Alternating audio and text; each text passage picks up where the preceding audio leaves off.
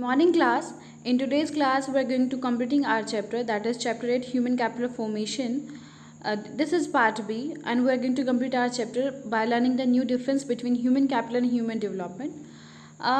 Human capital and human development are not an identical term.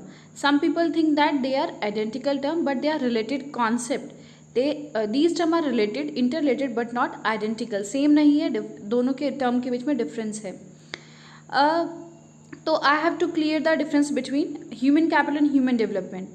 Human capital consider education and health as a means to increase labor productivity. Capital को आप जोड़ते हो हमेशा productivity से, तो human capital को consider किया जाता है कि अगर human educated और healthy है तो वो labor मतलब वो productivity को certainly enhance करेगा. It means only the education or health help in productivity.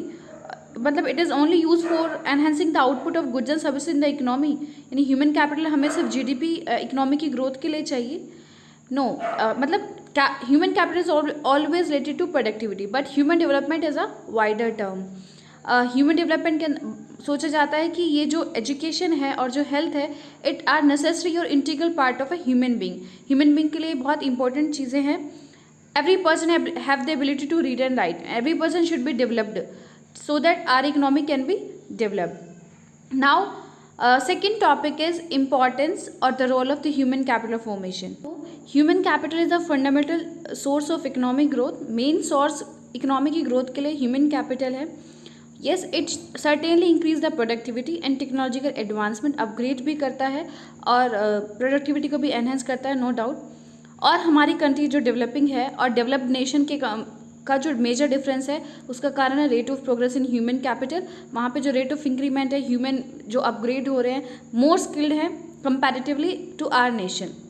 सो जितनी भी अंडर डेवलप्ड कंट्रीज़ हैं उनको कंपैरेटिवली अच्छी ह्यूमन कैपिटल चाहिए जिसकी वजह से वो उसी रेट से अपने आप को इम्प्रूव कर सके और अपग्रेड कर सके. And it can be due to education and training system.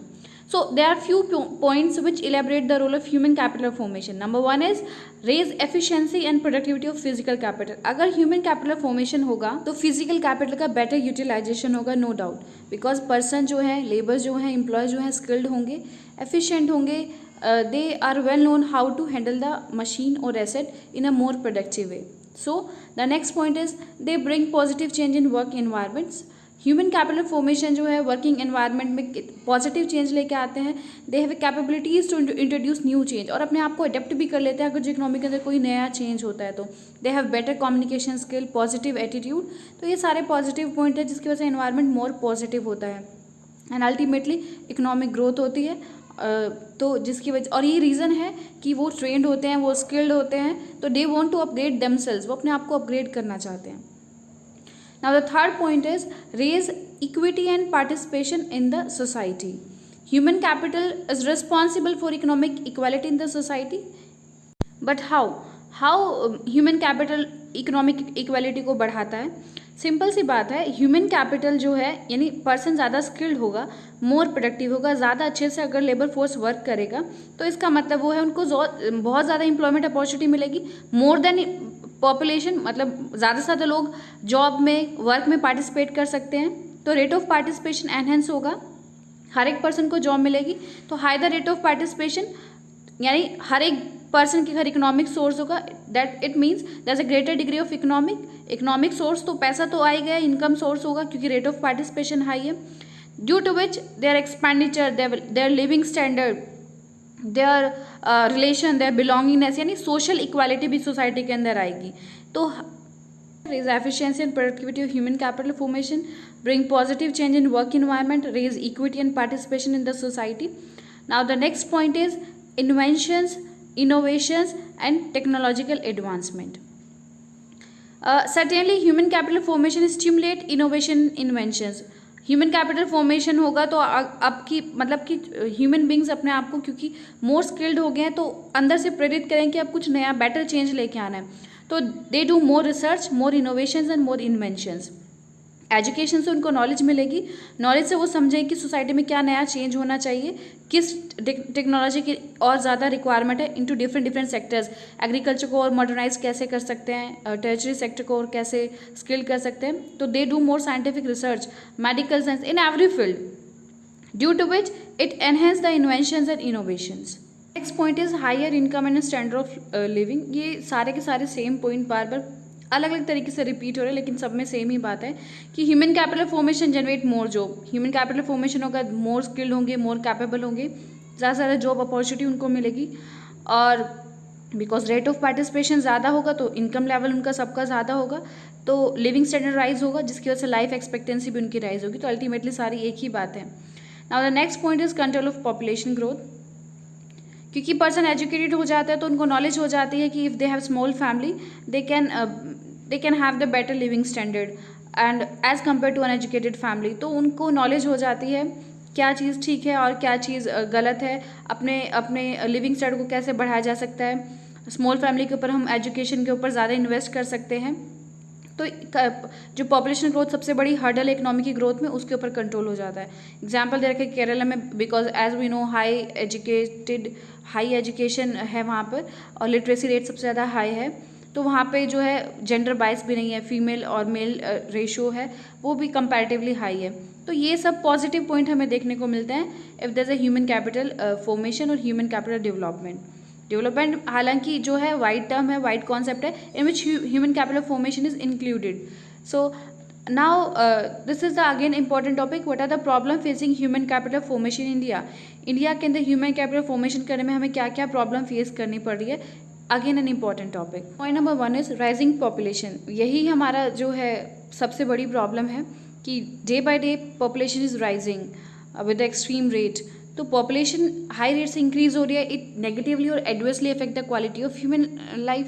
Quality को डिट्रॉइट करती है और खासतौर पर डेवलपिंग कंट्री में उस तरीके का फॉर्मेशन नहीं हो पाता है बिकॉज इट रिड्यूस द पर capital availability of goods and services in the economy.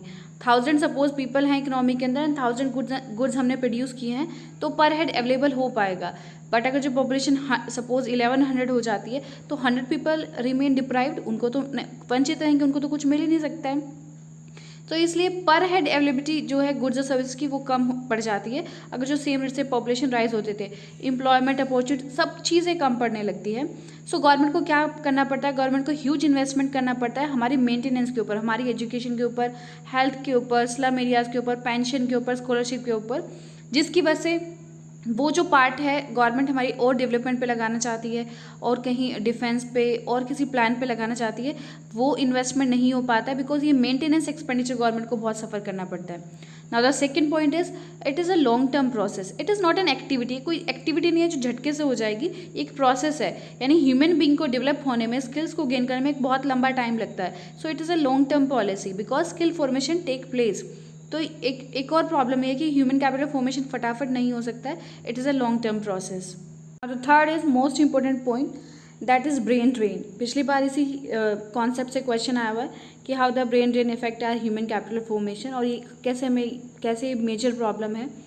So brain drain क्या है कि जो हाईली ब्रेन्ड पीपल यानी हाईली स्किल्ड पीपल जो होते हैं, the people who trained in India, who get education in India, or but after getting the education, after become specialized in a particular field, they migrate or they shift to other nation or other country for the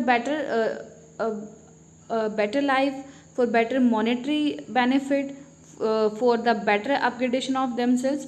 ये कारण है कि जब skilled person India के skilled person जो हमारी human capital हैं वो दूसरी कंट्री में दूसरी जगह पे शिफ्ट हो जाते हैं, which is a major loss for the economy. ये जो ब्रेन ड्रेन की प्रॉब्लम है ये बहुत बड़ी प्रॉब्लम है. It is the loss of our economy, the loss of highly skilled and talented people जिनकी अब हमारी इकोनॉमी को रिक्वायरमेंट थी. They can generate more talented people अपने जैसे.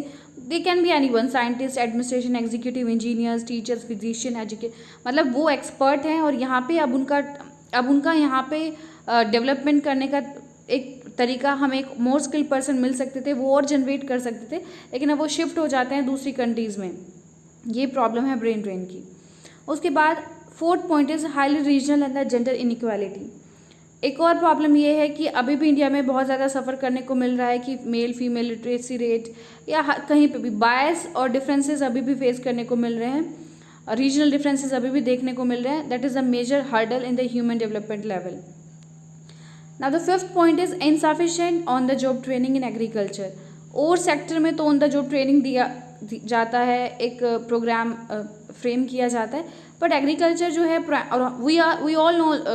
We all familiar with that कि इंडिया से एग्रीकल्चर डोमिनेट करती, more than 50% people engage in the agriculture, but even though there is a no training program in agriculture, primary activities को काम कैसे किया जाता है इसके लिए कोई ऐसे थ्योरेटिकल नॉलेज नहीं है, उसके लिए ऐसी कोई पढ़ाई नहीं कराई जाती है। Development agriculture also require job on the job training for emerging new technology, for upgrade themselves, for learning new scientific technology like shifting cultivation, crop rotation system। तो यहाँ पे भी ट्रेनिंग की ज़रूरत है। Now the next point is high level of poverty। हमें पता है कि more than population is surviving under the poverty line। ऐसे बहुत सारे लोग हैं जिनको अभी तक भी बेसिक मिड डे 2 टाइम का जो मील है, basic health facility, education facility नहीं मिल पाती है। एंड तो मतलब they can not, large section of the society can not think over the higher education, अच्छी पढ़ाई, अच्छी medical facilities, if they suffer from major disease तो they can not afford, because poverty is most of the population is suffering from poverty. एक और ये problem है जिसके वजह से ह्यूमन कैपिटल फॉर्मेशन नहीं हो पाता है, प्रॉपर एजुकेशन और हेल्थ नहीं होंगी तो human capital formation is not possible at all. तो this is all about the chapter. Now our chapter is completed and the remaining topic of this chapter has been deleted from this chapter in this session, so you have to complete this chapter till this topic, okay?